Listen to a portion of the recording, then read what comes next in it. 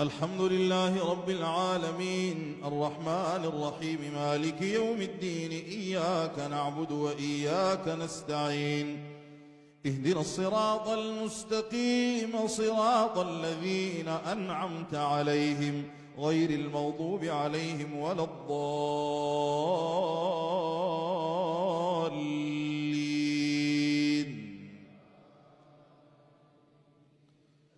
ويوم يحشرهم جميعا يا معشر الجن قد استكثرتم من الإنس وقال أولياؤهم من الإنس ربنا استمتع بعضنا ببعض وبلغنا أجلنا الذي أجلت لنا قال النار مثواكم خالدين فيها إلا ما شاء الله إن ربك حكيم عليم. وكذلك نولي بعض الظالمين بعضا بما كانوا يكسبون. يا معشر الجن والإنس ألم يأتكم رسل منكم يقصون عليكم آياتي وينذرونكم لقاء يومكم هذا قالوا شهدنا على أنفسنا وغرتهم الحياة الدنيا وشهدوا على أنفسهم أنهم كانوا كافرين. ذلك أن لم يكن ربك مهلك القرى بظلم وأهلها غافلون ولكل درجات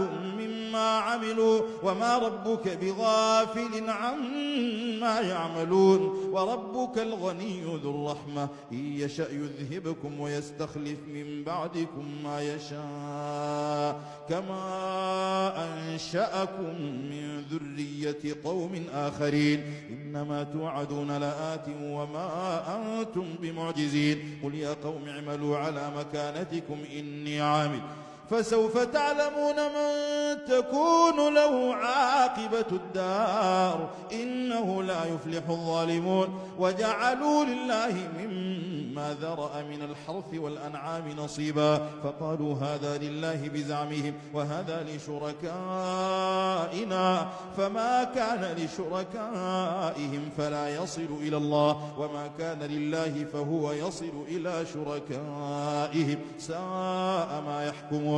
وكذلك زين لكثير من المشركين قتل أولادهم شركاؤهم ليردوهم وليلبسوا عليهم دينهم ولو شاء الله ما فعلوه فذرهم وما يفترون. وقالوا هذه أنعام وحرث حجر لا يطعمها إلا من نشاء بزعمهم وأنعام حرمت ظهورها وأنعام لا يذكرون اسم الله عليها افتراء عليه سيجزيهم بما كانوا يفترون.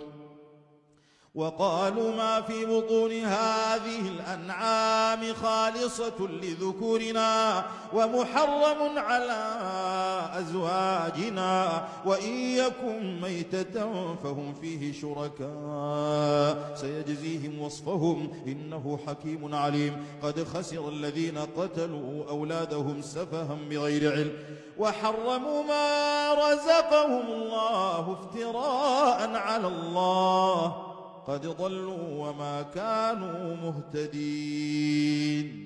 الله